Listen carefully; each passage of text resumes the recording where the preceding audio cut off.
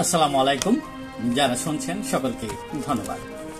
যে বিষয়টি নিয়ে হাজির হলাম সেটি হচ্ছে যে আজকে বেশিরভাগ গণমাধ্যমেই একটি রিপোর্ট প্রকাশিত হয়েছে। সেটি হচ্ছে যে বিশ্বে বাংলাদেশকে নতুন মর্যাদা দিল প্রধান উপদেষ্টা ডক্টর মোহাম্মদ ইউনূস।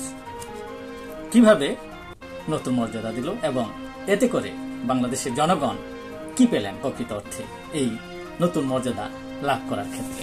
এবং সেই গণমাধ্যমের রিপোর্টে যে বিষয়টি উল্লেখ করা হয়েছে সেটি হচ্ছে যে আমি আপনাদের একটু পড়ে শোনাচ্ছি যে মার্কিন প্রেসিডেন্ট ডোনাল্ড ট্রাম্পের সবচেয়ে আস্থাভাজন বিশ্বের সবচেয়ে ধনীদের একজন হচ্ছেন ইলন মাস্ক।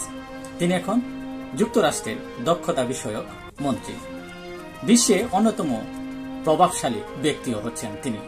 অথচ সেই ইলন মাস্কই ফোন দিলেন আমাদের প্রধান উপদেষ্টা ডক্টর মোহাম্মদ ইউনূসের কাছে।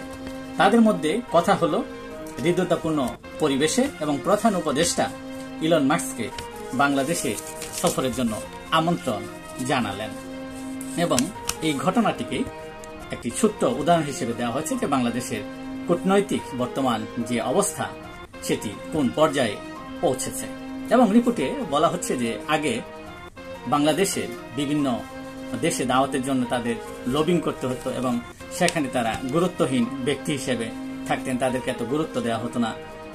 সেই সাথে তারা একটি ছবি তুলে সেখানে রাজনৈতিক ফায়দা নেওয়ার চেষ্টা করতেন, সভা সমাবেশে সেটিকে তারা প্রচারণার কাজে ব্যবহার করতেন। কিন্তু এখন যখন ডক্টর মোহাম্মদ ইউনূস সেই আমন্ত্রণে কোনো দেশে যাচ্ছেন সেখানে তিনি সবার মধ্যমণি হিসেবে থাকছেন।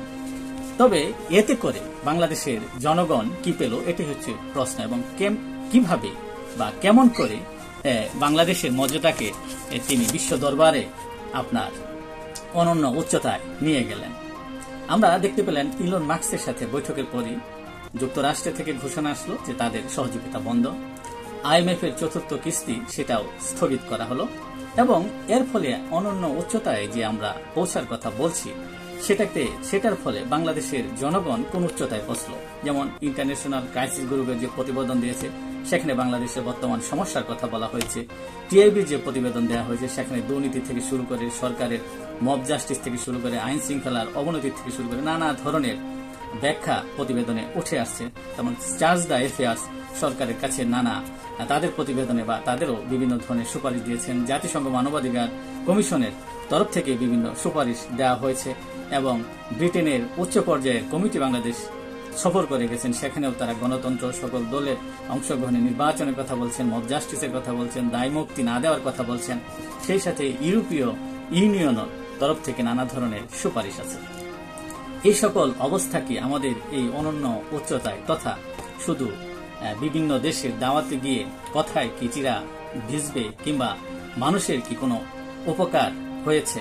ব্যবসা বাণিজ্যের অবনতি, আইন শৃঙ্খলার চরম অবনতি, মব জাস্টিস, দেশের বৈদেশিক বিনিয়োগ দেশে আসছে না, রেমিডেন্স প্রবাহ সেইভাবে নেই, তারপরে দেশের থেকে যে অর্থ পাচার হয়ে গেছে সেই সব ফেরত আসছে না।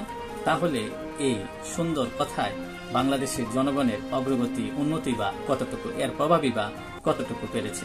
এই অনন্য উচ্চতায় কি আমাদের মব জাস্টিস কমেছে? আইন শৃঙ্খলাকে আমরা উন্নতি করতে পেরেছি? বাক স্বাধীনতা কি আমরা আগের থেকেও ভালো অবস্থানে আছি? মানবাধিকার কি আগের থেকে আমরা ভালো অবস্থানে আছি? দেশের বিনিয়োগ কি বেড়েছে? দেশে কি ব্যবসা বাণিজ্য বেড়েছে? দেশে কি বেকারত্ব কমেছে? কোন দিকটায় আমরা কোন অবস্থার পরিবর্তন করতে পেরেছি বিগত 6 মাসে? তাই সাধারণ জনগণের প্রশ্ন, কিভাবে অনন্য উচ্চতায় আমরা উঠলাম? এতগুলো মানদণ্ডে পিছিয়ে থাকার পর অনন্য উচ্চতার মানদণ্ডটি বা কি? শুধু মুখের কথা, সুন্দর সুন্দর কথাই একমাত্র মানদণ্ড কিনা? এমনটাই সাধারণ মানুষের প্রশ্ন। আজকের মতো এখানে বিদায় নিব। আপনিও আপনার মতামত জানাবেন। ধন্যবাদ সবাইকে।